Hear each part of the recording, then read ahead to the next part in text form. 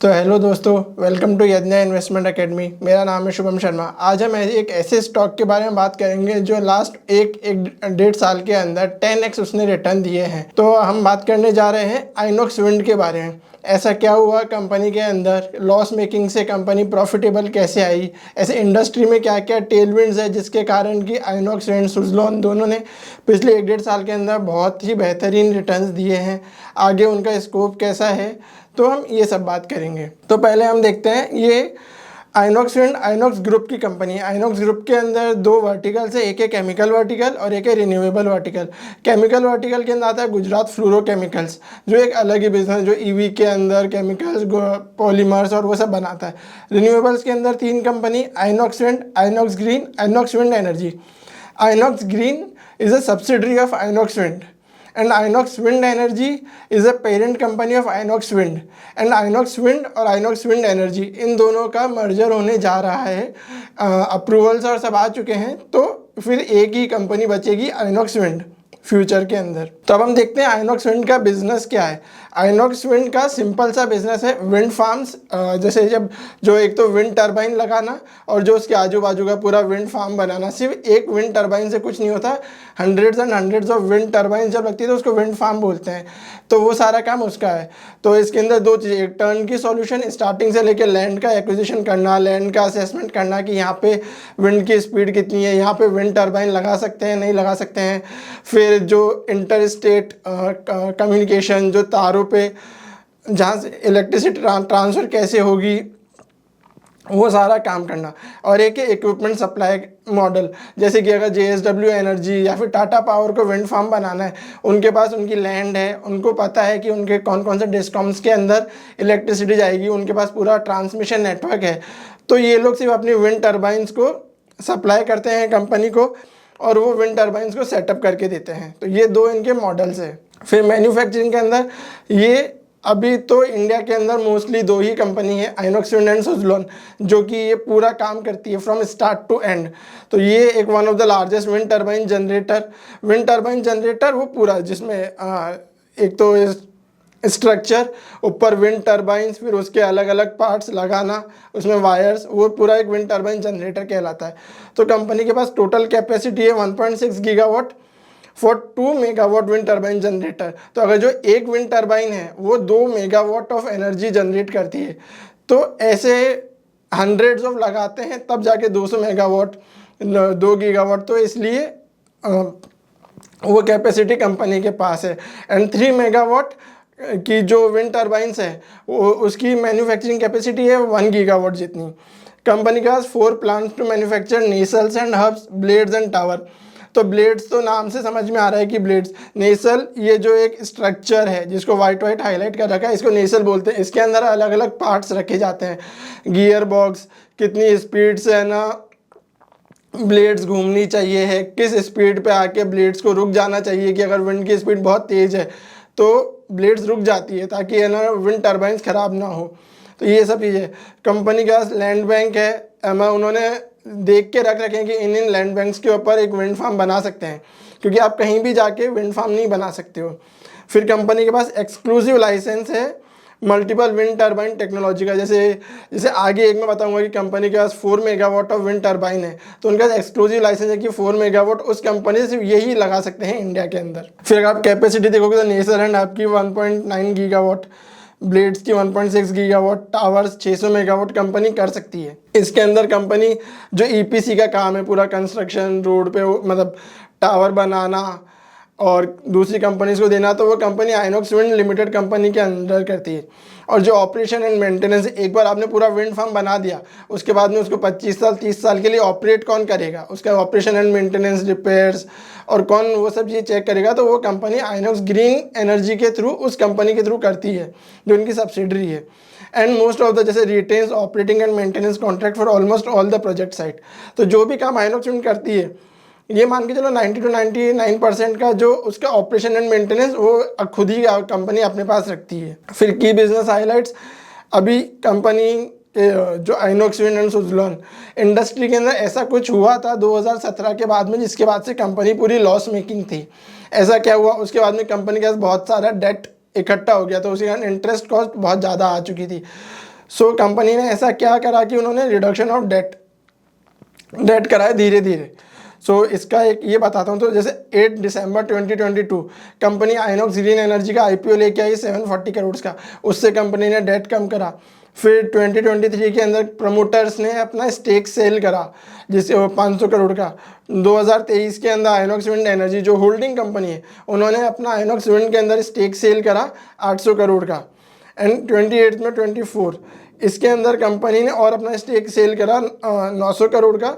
और यही जो पैसा है ये एक issue non convertible preference share के थ्रू स्टॉक कंपनी के अंदर इन्वेस्ट कर दिए, तो ताकि क्या डेट कम हो जाए। सो कंपनी की जो डेट प्रोफाइल है 2024 के अंदर 3000 करोड़ का डेट था। कैश बैलेंस अगर हटा दे 281 करोड़ का, तो नेट डेट है 2900 करोड़ का।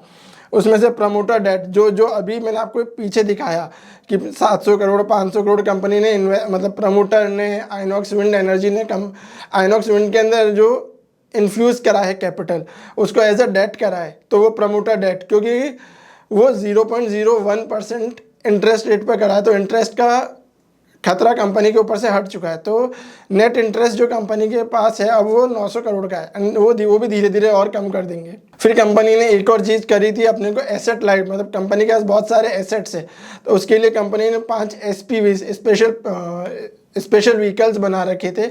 उसके वो कंपनी ने जैसे एक सोलर टॉरेंट पावर को बेच दिया, 3 अडानी पावर को बेच दिया, तो इसके कारण कंपनी एसेट लाइट मॉडल आ गया कंपनी के पास। ये जो मैं बता रहा था new product offering 4 megawatt of wind turbine generator, ये कंपनी मान सकते हैं कि पहली ऐसी कंपनी जो 4 मेगावाट ऑफ विंड टर्बाइन बना रही है। तो जितना बड़े कंपनी विंड टर्बाइंस के ब्लेड्स होते हैं उसके अकॉर्डिंग 3 मेगावाट 2 मेगावाट कितनी एनर्जी वो जनरेट करेंगे वो डिसाइड होता है। तो ये 4 मेगावाट और टेक्नोलॉजी अभी लेटेस्ट इंडिया के अंदर आई है, सो ये कंपनी उसमें काम कर रही है। फिर इंडस्ट्री के अंदर ऐसा क्या हो, इंडस्ट्री के बारे में 2 चीज़ें हैं। एक 2017 से पहले एक फीड इन रिजीम था, उसके बाद में ऑक्शन रिजीम आया। फीड इन टैरिफ रिजीम में क्या था कि आइनॉक्स विंड एंड डिस्कॉम्स या फिर जो भी कंपनी है तो उनके टैरिफ फिक्स होता था। जैसे अगर 6 रुपये पर यूनिट है तो 6 रुपये पर यूनिट आइनॉक्स विंड को मिलेंगे 2017 तक, जो भी वो विंड टर्बाइंस लगाई उसके लिए। उसके बाद में पूरा चेंज हो गया ऑक्शन रिजीम।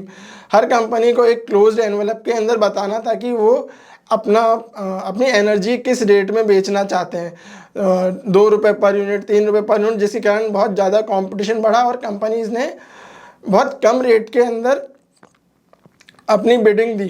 तो जिसके कारण जैसे 6 रुपये था तो वो 3 रुपये पर यूनिट पे आ गया, तो 50% ऑफ रेवेन्यू कंपनी का वहीं कम हो गया, जिसके कारण 2017 के बाद से कंपनीज लॉसेस में थी, चाहे सुज़लॉन हो, आइनॉक्स विंड हो और कुछ बाहर की कंपनीज थी सीमेंस गमेशा वेस्टास, ये जो थे ये सब लॉस मेकिंग, मतलब इंडिया के बिजनेस उनके लॉस मेकिंग हो गए। तो ये से अब्रप्ट ट्रांसमिशन, और ये आप इसमें भी देख सकते हो कि जो गीगावाट ऑफ एडिशन था 2007 में 5.5 gigawatt addition per annum per year हुआ था, वो घट के 1.7 2.1 1.1 ये बहुत कम हो गया। फिर कंपनी का 2023-24 के बाद में गवर्नमेंट का फोकस विंड एनर्जी पे बढ़ा है, तो इंडस्ट्री के ये टेल विंड्स बहुत ज़्यादा है। एंड आगे और कुछ पॉइंट्स है इसके कारण इंडस्ट्री के टेल विंड्स अभी बहुत ज़्यादा इंप्रूव हो चुके हैं। तो क्या क्या है, जैसे एक ISTS charger waiver, intra state transmission, जब आपको एक स्टेट से दूसरे स्टेट के अंदर ट्रांसमिट करनी है आपकी एनर्जी तो उसमें चार्जेस लगते हैं। तो अगर आपका प्रोजेक्ट की कमीशनिंग डेट 2025 से पहले है तो आपको वो चार्जेस नहीं लगेंगे, तो वो एक मार्जिन के अंदर इम्प्रूवमेंट आ गया। विंड सोलर हाइब्रिड पॉलिसी, तो हाइब्रिड प्रोजेक्ट अगर आप बनाते हो तो उसके लिए गवर्नमेंट बहुत सारे बेनिफिट्स देती है, बट आपका प्रोजेक्ट हाइब्रिड प्रोजेक्ट कब कहलाएगा, जब आपके जो भी सोर्सेज ऑफ एनर्जी है रिन्यूएबल के अंदर, उसके अंदर एटलीस्ट 1 सोर्स का कंट्रीब्यूशन 33% होना चाहिए। तो अगर आपने सोलर प्लस विंड का अगर आप काम कर रहे हो तो सोलर अगर 70% है तो विंड आपको 70 नहीं, अगर 65% है तो विंड आपको 35% रखना पड़ेगा ताकि वो हाइब्रिड प्रोजेक्ट कहलाए।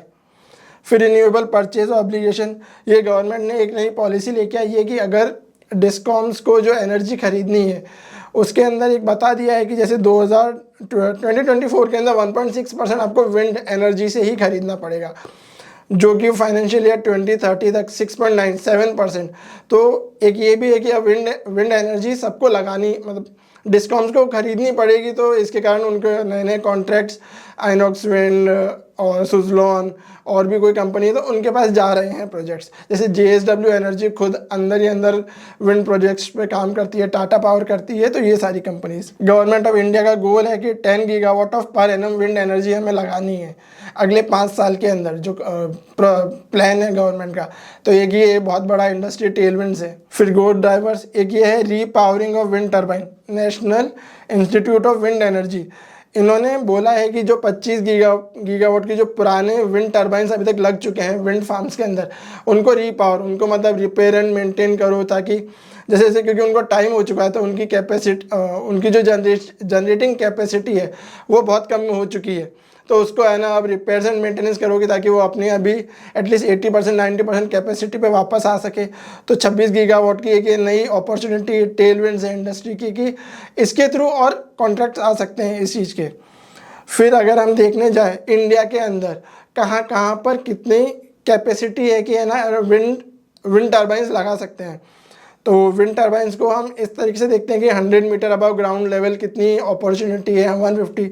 तो अगर हम देखने जाएंगे तो 100 मीटर अबव 302 गीगावाट इंडिया में कैपेसिटी है, और वही अगर 150 मीटर अबव ग्राउंड लेवल देखेंगे तो वो मोर देन 1000 गीगावाट इंडिया के पास अपॉर्चुनिटी है विंड एनर्जी की।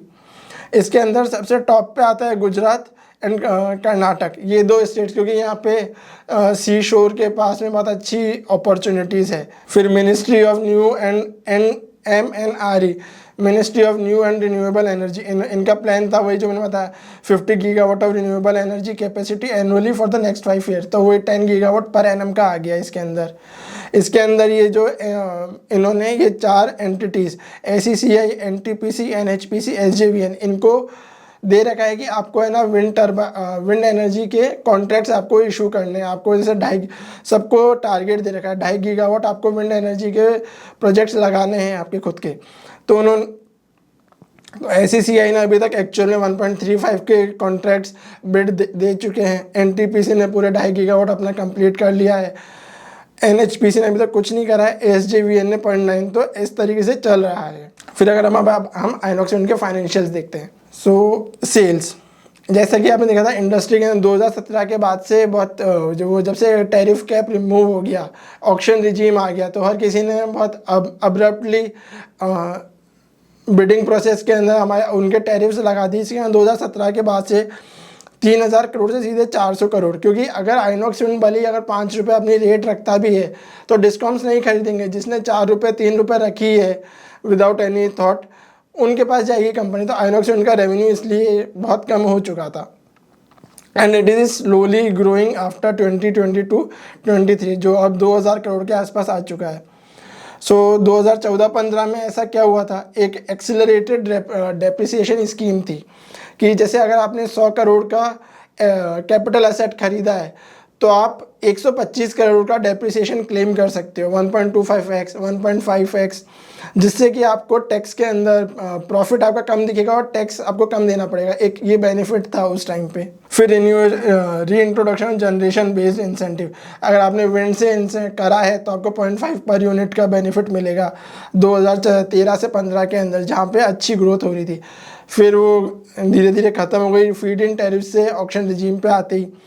फिर अब जाके गवर्नमेंट के इंसेंटिव से इंडस्ट्री टेलविंड्स में हमने बात करी, तो वो सब हो रहा है, तो कंपनी को बेनिफिट हो रहा है। एंड कंपनी की ऑर्डर बुक अगर हम देखें एज ऑफ FY24, तो टर्न की सॉल्यूशन जो पूरा विंड टर्बाइंस लगाना, विंड का असेसमेंट करना, पूरा लैंड का एक्विजिशन कराना, ISTS के ऊपर विंड को कनेक्ट करवाना ताकि आप ट्रांसमिशन इजीली कर सको, तो वो 1800 मेगावाट का मतलब 1.8 गीगावाट का ऑर्डर है। और इक्विपमेंट सप्लाई, जैसे टाटा पावर को चाहिए तो उनको विंड टर्बाइंस देना, वो 900 मेगावाट का है।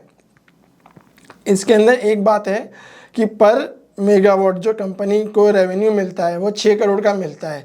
तो इस तरीके से कंपनी का अगर हम देखें 1700, तो मैं कुछ 2.6 गीगावाट को अगर उससे करें तो 16,000 करोड़ का फ्यूचर रेवेन्यू विजिबिलिटी है कंपनी के पास आने वाले 2.5 से 3 साल के अंदर, जो कंपनी बोल रही है। तो इसके अंदर मैं अगर आपको एक और चीज़ बताऊं तो कंपनी के पास एज ऑफ 2024 कंपनी 376 मेगावाट की कंपनी की मैन्युफैक्चरिंग कैपेसिटी थी कि 376 मतलब 400 मेगावाट कंपनी ऑर्डर एग्जीक्यूट कर सकती थी। तो इसी के थ्रू ये फाइनेंशियल ईयर 23 के अंदर ये 100 मेगावाट थी, जो इंक्रीज होकर 400, जो अब 3x 4x का जंप कंपनी ने करा है। एंड कंपनी इज सेइंग कि going forward financial year 25 company अपना ये गाइडेंस 800 मेगावाट का एंड आफ्टर दैट 1.2 गीगावाट का ये करना चाहती है। एंड कंपनी ये कर सकती है नहीं कर सकती है, इसका हम अंदाज़ा इससे लगा सकते हैं कि फाइनेंशियल ईयर 2016 के अंदर कंपनी की मैक्सिमम जो विंड सेक्टर में जो कैपेसिटी थी कमीशन करने की वो 800 मेगावाट थी। सो इट इज़ पॉसिबल कि कंपनी 800 मेगावाट तक तो जा ही सकती है इन ऑर्डर को एग्जीक्यूट करने का पर एनम। फिर मार्जिन्स भी 2017 के बाद से गिरने लगे हैं एंड जब से अभी नई नई पॉलिसीज़ गवर्नमेंट ने इंट्रोड्यूस करी कि विंड के अंदर आपको जाना कंपलसरी है, डिस्कॉम्स को रीपावरिंग पॉलिसी कि आपको विंड से ही खरीदना पड़ेगा, तो मार्जिन अब 2023 के बाद से देख रहे हैं हम इम्प्रूव हो रहे हैं। ये एबिडा लेवल पे एटलीस्ट कंपनी अभी पॉजिटिव आ चुकी है एंड कंपनी ने जो गाइडेंस दिया है 15% का एबिडा मार्जिन गाइडेंस की कंपनी इतना तो अचीव कर सकती है। टोटल डेट 3200 करोड़ ये FY24 का था, आने वाले टाइम में अभी 1000 करोड़ हो जाएगा। सेकेंड हाफ ऑफ 25 तक ये हमें 900 से 1000 करोड़ का दिखेगा। ये मैंने आपको बताया ही था डेट प्रोफाइल कैसे कंपनी की ख़त्म हो रही है। प्रमोटर ने 2000 करोड़ का डेट इंट्रोड्यूस करा है, इसके बारे में एक थोड़ी और हम बात करेंगे आगे, क्योंकि कंपनी लॉस मेकिंग थी इतने टाइम से, तो कंपनी के पास 2000 करोड़ की tax shield deferred tax assets है। सो इसके थ्रू मतलब कंपनी आने वाले 2-3 साल में जब प्रॉफिटेबल होगी तो वो उसको इससे सेट ऑफ कर सकती है, कंपनी को टैक्स पे नहीं करना पड़ेगा। एक और एडवांटेज है कंपनी के पास। अब अगर हम देखें कि कंपनी की रिस्क क्या क्या है, सो कि अगर कंपनी ने जैसे बोला तो है कि एग्जीक्यूशन कैपेबिलिटी इतनी है, अगर उसमें अगर थोड़ा भी डिले होता है एग्जीक्यूशन के अंदर तो वो कंपनी के ऊपर बहुत हार्डशिप्स लेके आ सकता है, कॉन्ट्रैक्ट किसी और के पास जा सकते हैं। जैसे अभी तक कंपनी ने 5 गीगावाट के लैंड बैंक्स देख रखे हैं, फिर उसके आगे क्या और भी लैंड बैंक्स देखने पड़ेंगे, ताकि अच्छी साइट्स जब तक नहीं मिलेगी कोई नए नए कॉन्ट्रैक्ट्स नहीं देगा। फिर अगर जो गवर्नमेंट ने ISTS वेवर जो अभी 2025 एंड तक का रखा है, उसके बाद में क्या होगा, उसका जो एक बेनिफिट है वो क्या कंपनी मतलब गवर्नमेंट आगे उसको एक्सटेंड करेगी या नहीं करेगी, उसमें क्या होगा। फिर delay in auction of renewable, जैसे कि गवर्नमेंट्स NTPC और ये लोग ऑक्शन करते हैं कि रिन्यूएबल के लिए, तो कि अगर उसके अंदर अगर वो लोग डिले करते हैं, जैसे हमने देखा NHPC ने अभी तक कुछ भी ऑर्डर्स की बिडिंग टेंडरिंग करी ही नहीं है, तो अगर उसमें डिले होता है तो ये कुछ चीज़ें है। फिर एक और चीज़ इनऑर्गेनिक अपॉर्चुनिटी, जैसे कि मैंने आपको बताया था कि बहुत सारी कंपनीज बंद हुई, तो उनके जो टोटल विंड टर्बाइंस है वो 10 गीगावाट के हैं, तो आइनॉक्स विंड उन कंपनीज़ को अक्वायर कर सकती है जो कंपनीज बैंकरप्ट हो चुकी है, जो बंद हो चुकी है। तो कंपनी के पास एक ये इनऑर्गेनिक अपॉर्चुनिटी है कि अगर ज़्यादा बहुत कंपनी के कॉन्ट्रैक्ट से ऑर्डर्स आते हैं तो कंपनी इनके विंड टर्बाइंस को खरीद सकती है, इनके पूरे वो साइट को खरीद सकती है। अभी हमने ये तो है ही कि लास्ट 1-1.5 साल के अंदर कंपनी ने 10x का रिटर्न दिया है। बट कंपनी पॉजिटिव नहीं थी, तो हम इसके अंदर मार्केट कैप टू सेल्स देखते हैं। आज के टाइम पे कंपनी का 15x का मार्केट कैप टू सेल्स है एंड मीडियन 11x का एंड 3 ईयर्स में 8x का था। बट इसको हम ज़्यादा नहीं देख सकते क्योंकि उससे पहले कंपनी पूरी इंडस्ट्री ही हेडविंड्स बहुत थे, पूरी इंडस्ट्री ही अच्छे से काम नहीं कर रही थी 2022-2023 तक। अभी इंडस्ट्री के अंदर टेलविंड्स इतने आ गए हैं कि हर कंपनी, चाहे वो KPI ग्रीन हो जो खुद के लिए विंड एनर्जी बनाती है, सुजलॉन हो, आइनॉक्स हो, ये इन्होंने बहुत ज़्यादा रनअप दिया है लास्ट 1-1.5 साल के अंदर। So we should wait and watch कि इनकी एग्जीक्यूशन कैपेबिलिटीज़ कैसी है, कैसे ये लोग वर्क कर रहे हैं। फिर कंपेरिजन में देखेंगे तो EV/EBITDA 80x का है, आइनॉक्स विंड का 75x का है। So these numbers are too high for a valuation में इन टाइप की कंपनीज़ के लिए। शेयर कंपनी के अंदर कुछ अगर नेगेटिव पॉइंट, जो एक मेजर नेगेटिव पॉइंट है कि जो प्रमोटर है वो अपना स्टेक सेल करके जा रहा है, जो 72% हुआ करता था वो आज 48% हो चुका है। माना कि प्रमोटर वो स्टेक सेल करके डेट के थ्रू इंट्रोड्यूस कर रहा है कंपनी के अंदर वापस, बट अपना स्टेक तो सेल कर ही रहा है। और उसके बारे में और आपको बताता हूँ, जैसे इंडस्ट्री के टेलविंड्स अभी बहुत अच्छे हैं, तो why is the company not doing QIP? क्यों है ना कंपनी अपना स्टेक सेल करके प्रेफरेंस शेयर या कन्वर्टेबल डिबेंचर्स के थ्रू कंपनी में पैसा डाल रही है। इसी का एक पॉइंट है, 2021 के अंदर कंपनी ने compulsory convertible preference shares upon variation of terms of non convertible non cumulative participant. तो ऐसे नाम से कंफ्यूज करके, जैसे लिखा तो है कि non convertible non cumulative preference share company ने इशू करे थे टू द प्रमोटर्स, बट 2023 के अंदर आते आते क्योंकि इन्होंने एक वर्ड लगा compulsory convertible upon variation of terms, तो कुछ टर्म्स के अंदर चेंज करा और इन्हीं नॉन कन्वर्टेबल प्रेफरेंस शेयर्स को कन्वर्ट कर लिया इक्विटी शेयर्स के अंदर। So this does not show a very good sign कि पहले आप बोलते हो कि ये नॉन कन्वर्टेबल है, फिर आप कन्वर्ट कर लेते हो उनको इक्विटी शेयर्स के अंदर। एंड सेम चीज़ अभी कंपनी ने करी है, जो कंपनी ने 1000 करोड़ या 900 करोड़ का जो इन्फ्यूज़ करा है कैपिटल, वो यही है नॉन कन्वर्टेबल 0.001% कुछ करके। बट आगे जब अगर स्टॉक कंपनी कभी भी उसको इक्विटी शेयर में कन्वर्ट कर ले, so this is not right. इसमें अगर हमको देखेंगे से ये न्यूज़ क्लिपिंग थी ET एनर्जी वर्ल्ड की, so it is also approved the proposal of issuance of non convertible. तो हर जगह नॉन कन्वर्टेबल है, बट कंपनी ने क्यों नॉन कन्वर्टेबल को कन्वर्ट करा? So this is a negative point as a in governance perspective. हम देखें तो फंड हाउसेस के अंदर ICICI, निप्पॉन, मोतीलाल, इन्होंने ये 3 ऐसे फंड हाउसेस है जिन्होंने मोर देन 1% इस कंपनी के अंदर इन्वेस्ट कर रखा है। चलो अब एक लास्ट में हम इसके स्टॉक प्राइस देख लेते हैं। जैसे कि आपको बताया ही था 2023 के बाद में 10x का रिटर्न, सो वहीं पर आपको दिख रहा है।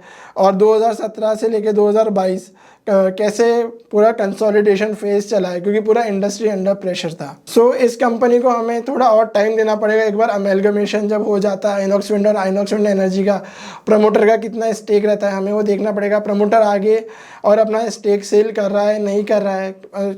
जैसे कि उसमें एक पॉइंट था QIP, आज के टाइम पे हर कंपनी QIP, क्यों इंडस्ट्री टेलमेंट्स इतने अच्छे हैं, तो आप खुद आपका पैसा QIP के थ्रू कर लो ना इन्वेस्ट। तो ठीक है दोस्तों, मुझे लगता है कि आपको ये अगर वीडियो पसंद आया होगा तो इस वीडियो को लाइक कीजिए, शेयर कीजिए एंड चैनल को सब्सक्राइब जरूर कीजिए। Thank you very much.